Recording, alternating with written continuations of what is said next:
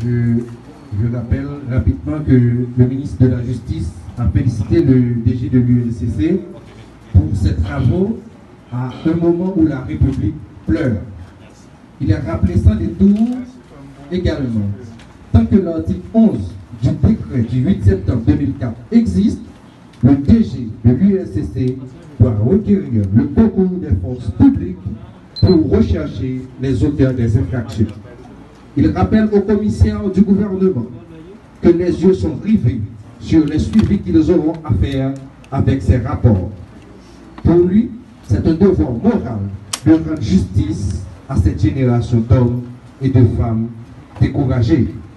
Il a précisé également que la bataille anticorruption ne saurait utiliser pour persécuter des opposants politiques.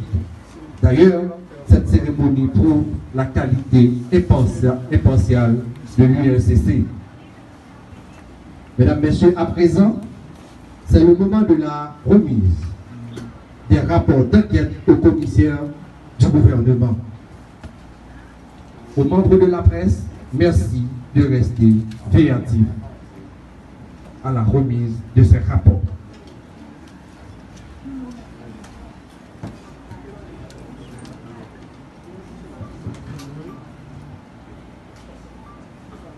Il y a les enquêteurs de l'UNCC qui, accompagnés du DG, qui vont remettre ces rapports aux différents commissaires du gouvernement ici présents. Je rappelle la présence du commissaire du gouvernement de la Croix-des-Bouquets, de Port-au-Prince, M. Edler Guillaume de la Croix-des-Bouquets, M. Ben Fort-Claude de la juridiction de Port-au-Prince,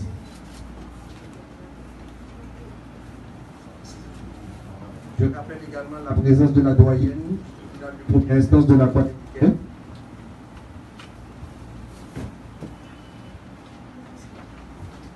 Il est à préciser que cette cérémonie de sécurité publique, Maître Vincent, Madame la coordonnatrice du projet de renforcement institutionnel de l'OEA, Madame la doyenne du tribunal de première instance de la Croix-des-Bouquets, Mesdames, Messieurs les commissaires du gouvernement, distingués enquêteurs de l'unité de lutte contre la corruption, Mesdames, Messieurs de la presse parlée, écrite, télévisée en ligne, Mesdames, Messieurs,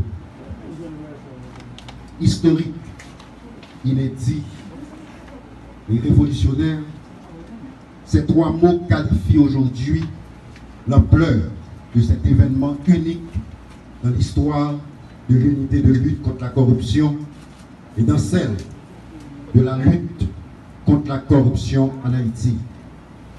10 rapports d'enquête finalisés en ma première année de direction et transmis aujourd'hui à la justice pour les suites appropriées. 70 requêtes adressées au commissaire du gouvernement demandant la poursuite de près de 63 maires du département de l'Ouest et des NIP n'ayant pas accompli ni à l'entrée ni à la sortie leur déclaration de patrimoine malgré les mises en demeure de l'institution. Dans un élan de transparence et d'implication de la société civile, de la population haïtienne tout entière, dans cette croisade contre la corruption, j'ai pris, en ma qualité de directeur général de l'UNCC, le principal gendarme anticorruption de la République, la décision de rendre public et accessible à tous et à toutes un résumé exécutif de tous les rapports d'enquête que nous remettons en ce jour aux autorités de poursuite.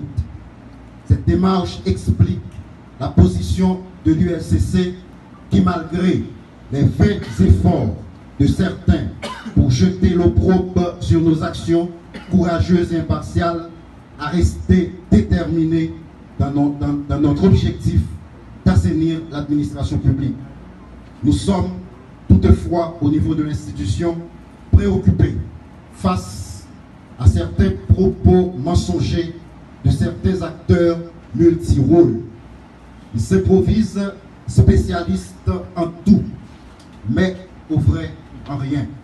Ils sont à la fois en une seule personne, militants politiques, opposants politiques, supposés défenseurs des droits de l'homme, présidents d'organisations de défense des droits de l'homme, de militants anticorruption et étonnamment et paradoxalement avocats et défenseurs farouches de nombreuses personnes poursuivies pour des faits avérés de corruption. Une confusion de rôles questionnable qui met à nu dans notre société un déficit d'éthique et de déontologie. Cette cérémonie de remise de rapport d'enquête devant la presse aujourd'hui est une façon claire de responsabiliser la justice haïtienne. En matière de corruption, la justice est appelée à défendre d'abord les intérêts prépondérants de l'État. L'ULCC, dois-je le rappeler, détient des habilitations sur toute l'administration publique, n'excluant pas de ce fait les acteurs du système judiciaire. Nous attendons des décisions de justice de manière impartiale, prises de manière impartiale. Nous veillerons à ce que les dossiers puissent subir un traitement respectueux de la loi et du droit anticorruption. De la même façon que nous n'entendions sous aucune forme violer les droits des citoyens, l'ULCC décide de mettre à profit tous les pouvoirs accordés par le décret du 8 septembre 2004 qui fait du directeur général, en son article 2, le protecteur né des biens publics, qui l'autorise également, au terme de l'article 12, en son troisième alinéa, à utiliser toutes les techniques modernes et tous les procédés estimés nécessaires à la constatation d'infractions de corruption. Ce même décret tranche sans ambiguïté les débats actuels en confirmant ce qui suit en son article 11 au deuxième alinéa. Le directeur général de l'ULCC est habilité à constater les infractions de corruption, à en rassembler les preuves, à en rechercher les auteurs et les déférer à la justice. En cas de besoin, il peut requérir directement le concours de la force publique. Maintenant, je vous laisse répondre à ces questions. On recherche les auteurs comment et on les défère comment. Je veux dire à la police nationale d'Haïti à cette phase qu'elle est également et légalement tenue d'exécuter tous les ordres de recherche émis par l'ULCC. En ce qui a trait au dossier relatif à la déclaration de patrimoine, je veux en profiter pour saluer le signal important lancé par le Premier ministre, Dr Ariel Henry, qui exige que tous ces ministres de venir remplir activement cette formalité obligatoire et légale. C'est un appui important dans cette bataille difficile pour la moralisation de la vie publique que nous conduisons. Les commissaires du gouvernement, leurs substituts et les greffiers formés à cette fin par l'ULCC en décembre dernier, avec le support sans faille du ministre de la Justice et de la Sécurité publique, ont cette grande responsabilité de mettre l'action publique en mouvement contre tous les contrevenants. Je l'ai dit dans mes propos lors de cette formation l'année dernière, je veux aujourd'hui le réaffirmer.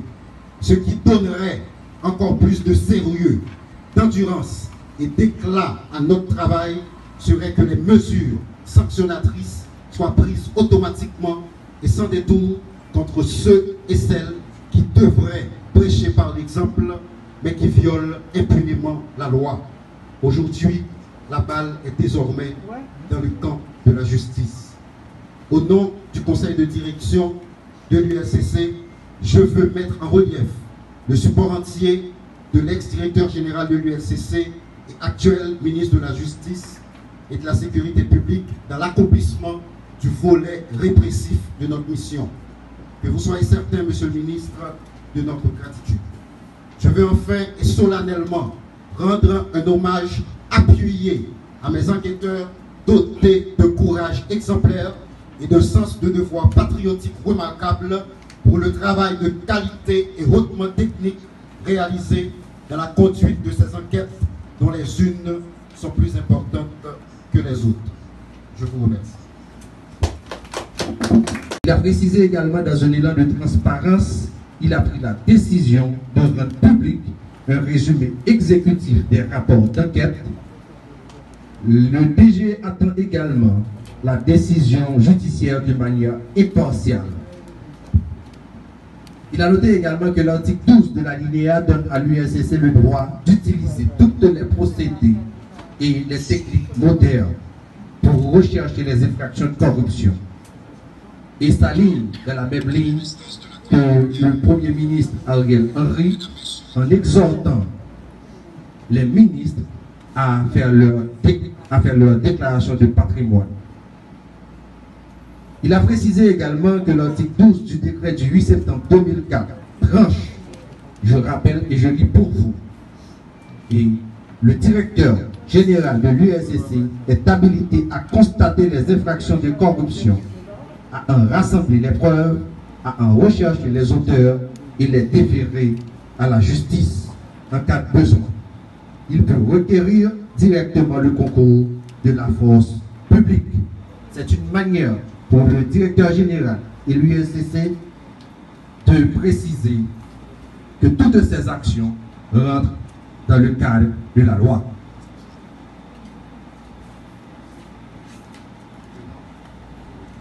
Mesdames, Messieurs, le ministère de la Justice et de la Sécurité publique est un organe du gouvernement qui s'occupe des affaires judiciaires.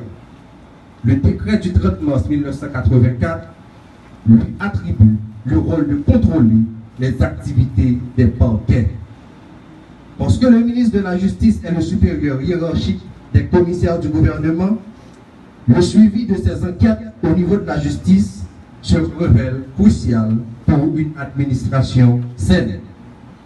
Mesdames, Messieurs, écoutons à présent l'actuel titulaire du ministère de la Justice et de la Sécurité publique, le ministre de la Justice, Maître Rockefeller Vincent.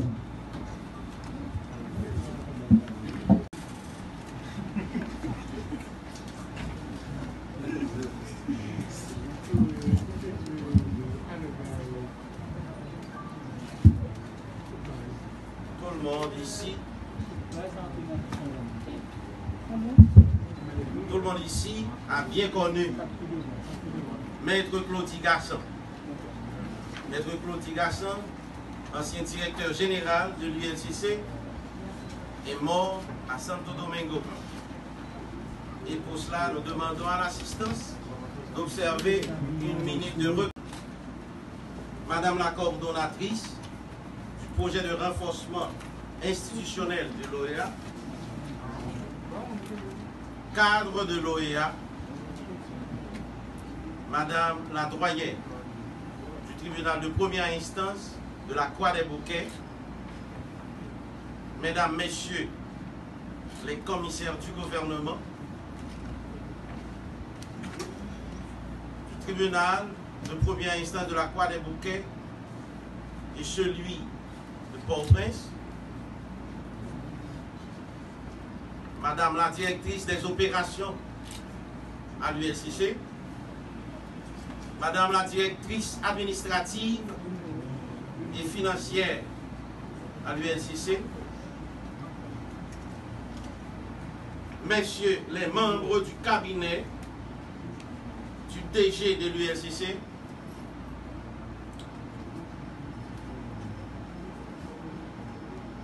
Mesdames, Messieurs les enquêteurs de l'ULCC, Mesdames, Messieurs les représentants de la presse, parlée, écrite, télévisée et en ligne, distingués invités. Je veux tout d'abord commencer pour féliciter l'unité de lutte contre la corruption, ULCC, en particulier son directeur général, Maître Hans Jacques Lovitch Joseph, ainsi que les infatigables enquêteurs de l'institution pour avoir réalisé ces rapports sur un ensemble de dossiers de corruption de grande importance pour la République. Je veux aussi saluer la densité de l'expertise ainsi rassemblée, les nombreux actes d'enquête sur le terrain réalisés, le nombre des auditions effectuées et la solidité de vos recommandations. C'est ce qui impose le respect de ces travaux au moment où la République est éprouvée. D'autant plus aujourd'hui, il est de plus en plus facile de critiquer qu'au lieu d'encourager les efforts remarquables des uns et des autres en vue d'obtenir de meilleurs résultats pour le progrès de ce pays. Je veux en profiter pour rappeler sans détour et avec clarté aux agents de la police nationale d'Haïti, dont la loi fait de moi leur supérieur hiérarchique, que le décret du 8 septembre 2004 créant l'ULCC leur impose l'obligation d'exécuter dans le respect de la loi les ordres de recherche émis par le directeur général en sa qualité d'officier de police judiciaire. Tant que l'article 11 du décret sudit existe, autorisant la recherche et le déferment des auteurs d'actes de corruption, il doit être mis en application. Mesdames, Messieurs, ce matin, le ministre de la Justice et de la Sécurité publique, que je suis, prend acte de la remise solennelle de ces rapports définitifs aux différents commissaires du gouvernement près des parquets de la République. Ces rapports, j'en suis convaincu, aideront le pays à voir davantage le dessous de la carte de ces phénomènes pervers qu'est la corruption, dont les tenants sont prêts, disposés et motivés à tuer, à assassiner, à vilipender, à torturer et à sacrifier pour le maintien de grands avantages illégalement acquis. C'est à ce carrefour que la justice doit se mettre debout pour vaincre ces démons et ses ennemis de la nation. Le pays entier et le peuple dans son ensemble convergent leur regard vers la justice haïtienne. Soyez à la hauteur de la dignité entourant votre noble et honorable fonction.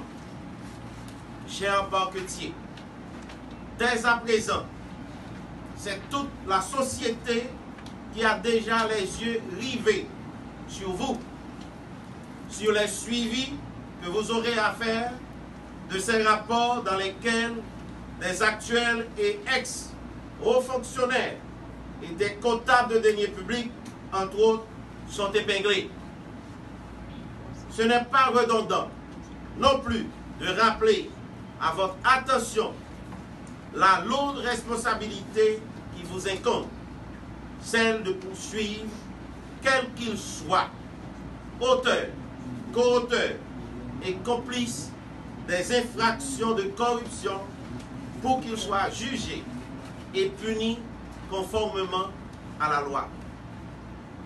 Par-dessus tout, il est aussi un devoir moral de rendre justice à cette société, à cette génération découragée et désorientée, en manque de modèles d'hommes et de femmes honnêtes et intègres. Une génération qui souffre depuis des années des effets néfastes de la corruption. Le ministre de la Justice et de la Sécurité publique considère cette remise officielle devant les caméras de la presse comme un signal fort envoyé par l'ULCC dans son combat acharné contre la corruption dans ce pays. Par cette démarche, elle entend aussi remettre en confiance tous ceux et celles qui avaient cru à tort que la bataille anticorruption était partiale, discriminatoire.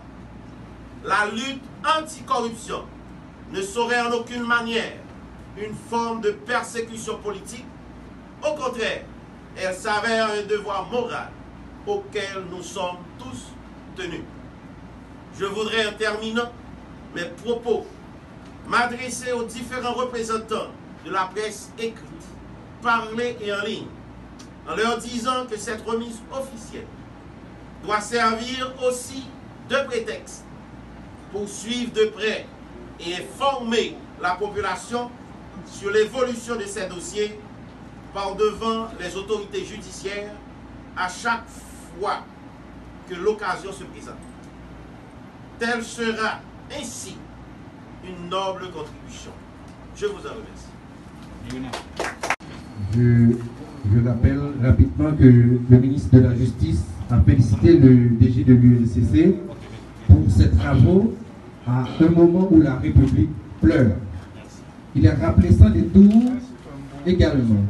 Tant que l'article 11 du décret du 8 septembre 2004 existe, le DG de l'UNCC doit requérir le concours des forces publiques pour rechercher les auteurs des infractions. Il rappelle aux commissaires du gouvernement que les yeux sont rivés sur les suivis qu'ils auront à faire avec ces rapports. Pour lui, c'est un devoir moral de rendre justice à cette génération d'hommes et de femmes découragés. Il a...